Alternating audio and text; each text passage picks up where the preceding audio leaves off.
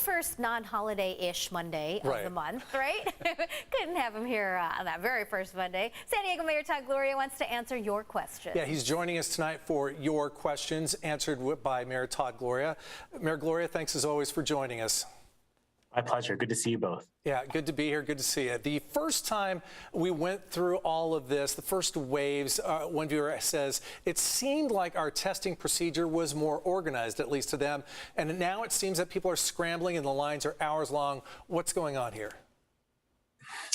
Well, I think Omicron is real, and its prevalence has really increased demand in our community and in communities across the United States for testing. By way of example, I have a testing site in my neighborhood. A couple of weeks ago, it was a ghost town. Now it is packed. The line wraps around the block. And so what we see is a demand for tests. I understand that. It's a real reflection of how Omicron has spread so much in our community. And I encourage San Diegans who haven't yet gotten vaccinated, get vaccinated. And what our medical director is telling us here at the city is the booster is important. So if you're vaccinated, fantastic, but please be sure to get boosted. Mayor, our indoor mask mandate was extended, was supposed to end January 15th. Now it's pushed to at least February 15th. A lot of people want to know, though, who's enforcing the mask mandate? Well, here in San Diego, we're counting on voluntary compliance, prioritizing vaccination as being the most effective way to limit the spread of this disease, and particularly hospitalizations and ultimately deaths. What I see is a good amount of compliance when I'm out in the community, and I thank San Diegans for doing that. And for those who are resistant, I encourage them to consider the results of their actions. We're doing everything we can to keep our businesses and schools open. They can be partners in that effort, or they could send us back to where we were back in 2020. I think even those who are mask resistant understand why that would be bad. I hope that they would take the next logical step and start wearing a mask.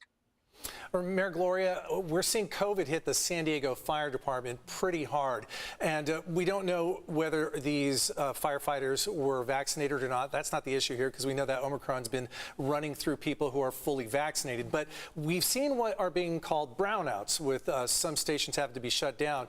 What is our situation here with public safety? What if we have a very big building fire or some other natural disaster? Well, let me level set with San Diegans. We had about 165 of our firefighters out on Saturday because they're dealing with COVID. We have about 900 firefighters, so you can see it's significant. I will tell you, I'm in daily communication with our fire chief, Colin Stoll, who I think San Diegans can have tremendous amount of confidence in. I have a lot of confidence in him. And what we're doing is it's an all hands on deck moment. We have mandatory overtime, unfortunately, currently for a lot of employees. So when you see our firefighters out there, please thank them. They're spending a lot of time away from their families.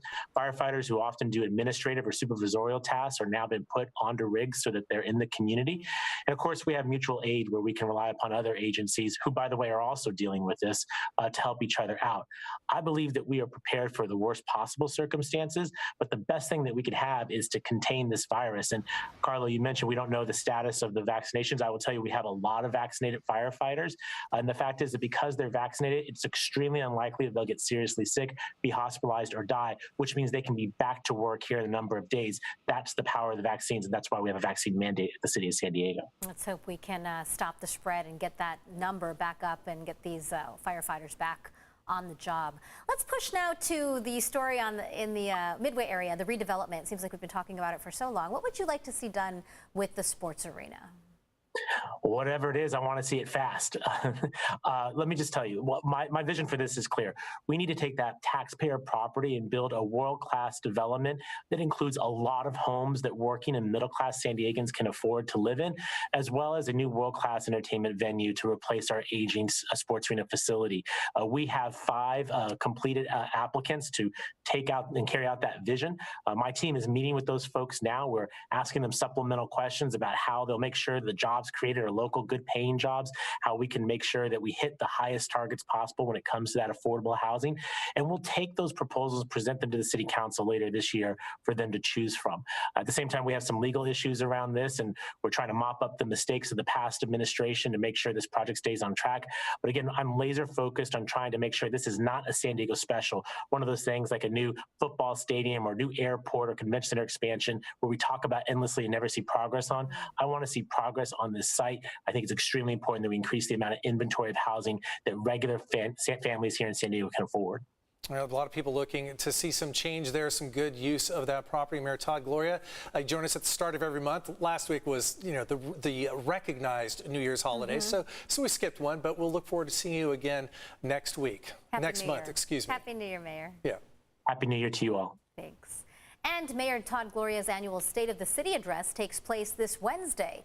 We will air it live in its entirety beginning at 6 p.m. over on our sister station, the CW San Diego.